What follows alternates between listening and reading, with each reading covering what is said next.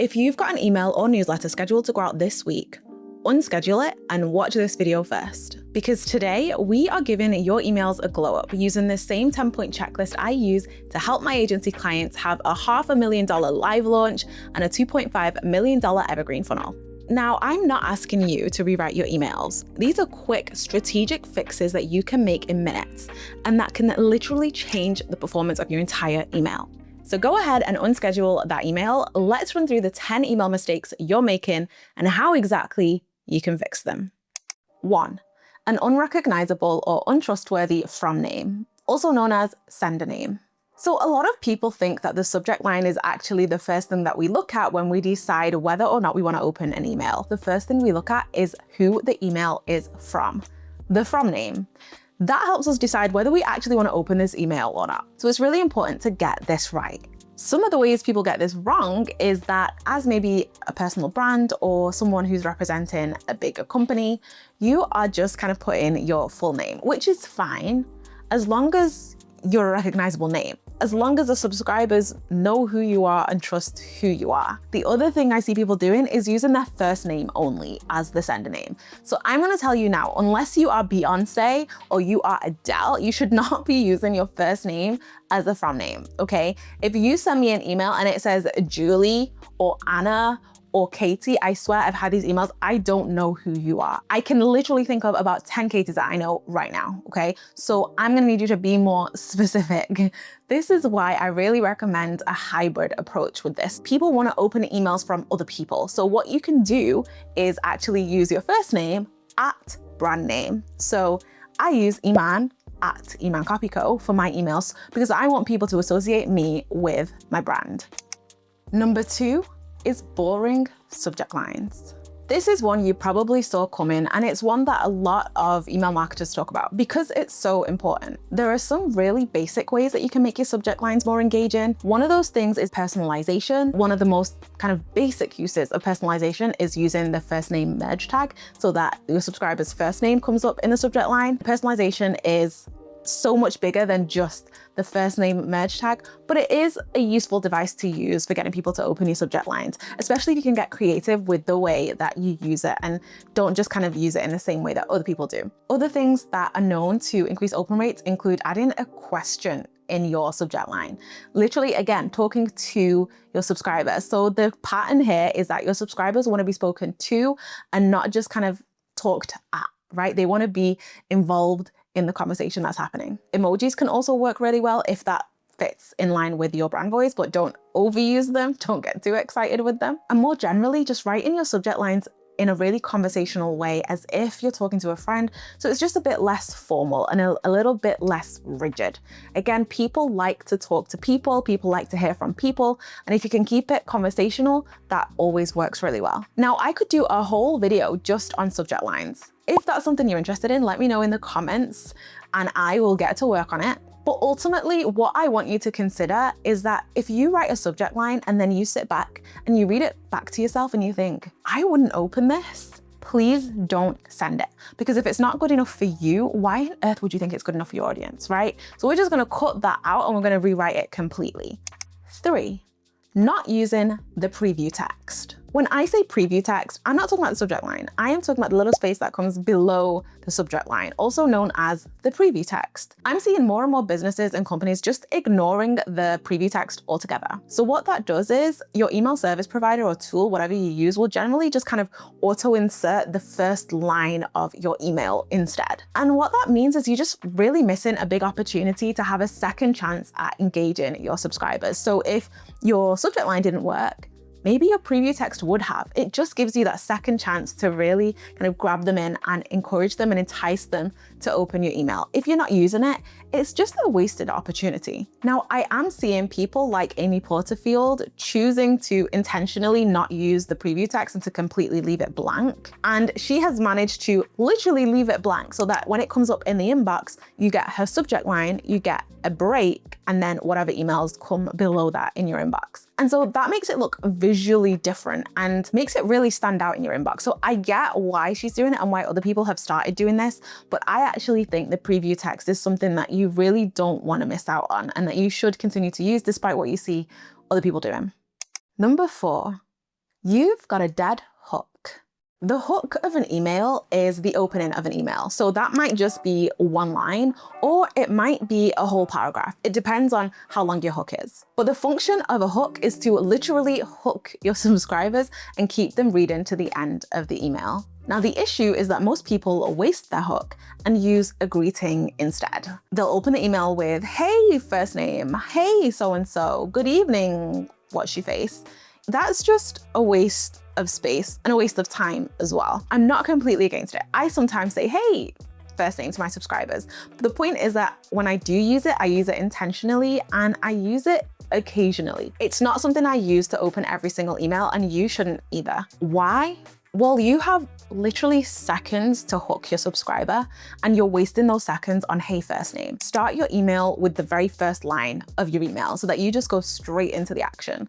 And if you're reading that first line of your email and you're thinking, even that's a bit boring, like it's not great, let's work on making it great, because that hook has a few seconds to hook people in. Whatever you choose to go with, you want it to add something to your email. You don't want it to just feel like a waste of space. You don't want it to be that if you remove it, it wouldn't make a difference to your email, because with emails, every single word counts. So let's make the most of it. 5, your email is overcrowded. There's way too much going on in one email. You're trying to tell them A, B, C, D, and E, when actually you just want to focus on telling them A. It's really important that you only include one message per one email, because that really helps your subscribers and your readers stay focused on what it is that you're trying to say. If you're trying to convey too many messages in the one email, they're not going to remember what you want them to remember, and they're possibly going to feel overwhelmed as well. If you instead focus on just getting across one message, one thing, then your readers are more likely to remember it, they're more likely to care about it, and they're more likely to get whatever it is that you want them to get from that message. So help keep your audience focused by not overwhelming them with too much. Just give them one message per email. 6, too many call to actions. You know, it's funny because I say too many call to actions is a big mistake that I see business owners making, but actually the other mistake I see business owners making is not having a call to action at all. So a call to action is when you drive your subscriber to do a specific thing, to take a certain action. That might be book a call, download my, checklist, watch my YouTube video, listen to my podcast, buy my course. Whether you have too many call to actions or you haven't included any, you need to get really intentional with the call to action that you do choose. So you want to drive your audience to do just one thing per email, because again, it's about, instead of overwhelming them, you are directing them, you are guiding them. Because when you open your email, they are going to look to you for direction. They are going to do what you tell them to do. But if you tell them to click on 5 different things and go to 5 different places and buy 5 different things and read another 2 different things, they're going to get overwhelmed and do none of those things. So every single email should focus on telling them to do one thing. That way the email stays focused and your audience stay focused too. Number 7, bizarre formatting. The thing about your emails is that they need to be easy to read. And I mean, literally, they need to be easy to read. If people cannot physically read your email, they won't bother trying. They're not gonna squint, they're not gonna zoom in, they're not gonna change their phone from night mode to whatever other mode, day mode, whatever it is. They are just gonna close the email and stop reading. And you don't want them to do that. So you wanna make it really easy for them to physically read your email. We wanna use paragraphing, okay? We are a big fan of paragraphing. I am a Reddit lover, but those posts where people post and it's just one long block of text, yeah, I'm not reading that. I'm not reading that. It needs to be paragraph, needs to be some spaces in between. And it's the same with newsletters. We really do need to make use of the space we have. White space is a good thing, okay? And with email, it becomes even more important because most people are reading their emails on their phone. So it's even more important that the spacing looks good on a phone and looks readable on a phone. So no big blocks of text. We want to make it as easy as possible to read. Please use black font so we can all see what's going on, except for with hyperlinks, like things like that where we expect a font to be a different color. E.g., when there's a hyperlink, we expect it to be blue. Let's stick to that blue because it's just really easy for people to understand, oh, this is a hyperlink, this wants me to click. Like we're already moving towards that behavior before we even realize we're moving towards it, just because we're so used to hyperlinks being in blue. We're ready to click. So that's fine. I had one lovely client, I'm not gonna name her name, okay? But she came to me and her emails were literally in rainbow font. I mean, the email started off in blue, then changed to yellow, then green, then pink, then red. And then I think there's purple in there as well. And I remember like looking at this email and saying, hey, we're going to need to get rid of this rainbow stuff because it is really distracting and it's really difficult to read. And she was such a good sport. She was like, oh, please, not my rainbow font. And I was like, no, really, it needs to go because this is impossible to read.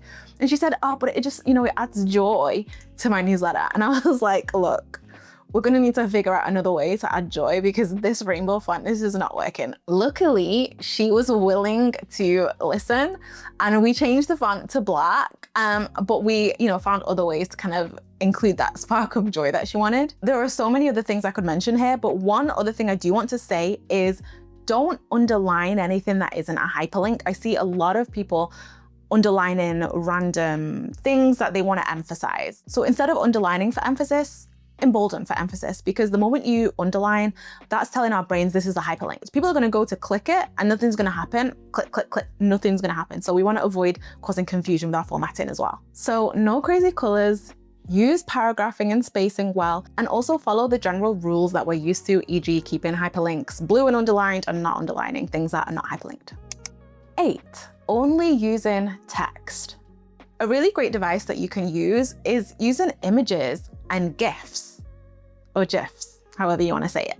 Now, they're good for a few different reasons. The first one is, again, for formatting, because images and GIFs are a really great way to kind of break up the text in an email. It literally just provides a visual break for our brains so that, again, we're not just dealing with a wall of text. But another reason images and GIFs are a really great thing to use in email is because it allows you to get across your personality or the personality of your brand. You can use images or GIFs to show that you have a sense of humor or to show what your brand's sense of humor is. You can use them to add context or, again, to just show personality and show your audience what you like, what you don't like. I love Gilmore Girls, so I use a lot of GIFs from Gilmore Girls, and it sparks conversation and it sparks replies and engagement, and people find another way to relate with you. So they can be a really good device to increase engagement and also make your emails look better and also feel better. Just provide that connection, relatability as well.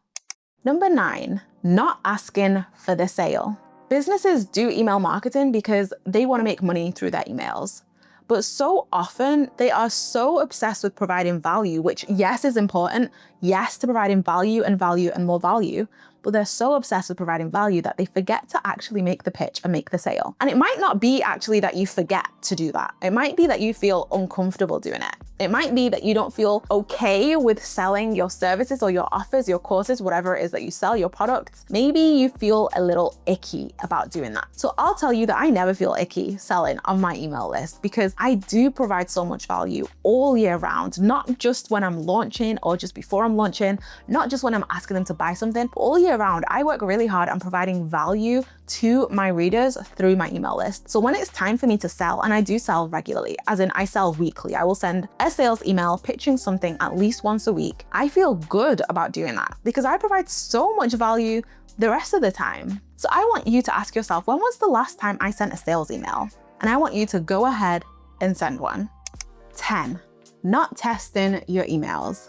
I know that everyone tells you to do this and it's really annoying because everyone says the same thing, but there's a reason everyone is telling you to do it. And there's a reason everyone is saying it. Testing your emails before they go out can be the difference between your emails making money for you and them not. Imagine working so hard on planning an email, writing the email, publishing the email, only to find out that a link that you have in the email is broken, or you've sent people to the wrong place, or you've made a mess of the writing somehow. All of this can be prevented by just testing your email before you send it. I know it's a little bit inconvenient, it's a little bit annoying, it's a little bit boring, but it'll only take a minute. Top tip as well, when you test your email, look at it on your computer and look at it on your phone. Because remember what I said, most people are looking at their emails on their phone. So you want to see what it looks like on your phone to get the full experience. So I actually use Kit, formerly ConvertKit, as my email marketing tool. So I actually have a special feature under my plan, which is the Creator Pro plan. And basically, once I send an email, I can edit a link. So if I send the wrong link, I can edit it and make sure that anybody else who's opening the email clicks on the right one. That is post sending the email, I can edit the link. And you can too if you're on Kit, if you have the Pro Creator Plan. And if you don't, you might want to consider getting it because it can save your launches, it can save your campaigns, and it can make sure that you get the sales you really deserve. Head over to emailcopycode.com/kit and you can go check that out and see what other amazing features they have. I do have a video coming soon all about Kit and all the other amazing features it has, so look out for that if you don't already know much about it. And we're done. Once you make those changes, you are ready to upload this new version of your email and press send. You should expect higher engagement rates, high click rates, high opens, and hopefully more sales as well. If you like this video, you'll love my free email class. It's called The Email Rules, and it's all about teaching you how to boost your conversions and sales through email. Again, it's totally free and it's only 35 minutes long. So I'll put the link for that in the description below and you can go check that out. You can literally start implementing the things that I teach in there today. If you've been following along for a while or you're subscribed now, you'll know that this video was the third video in my Reset Your Email Strategy series. Subscribe to my channel so you can get notified when the final and possibly best video drops. It's gonna drop soon, and we're gonna be talking about how you can send the right emails to the right people at the right time. And if you've missed the last couple of videos in this series, and you should start with one of these. Enjoy and see you next time.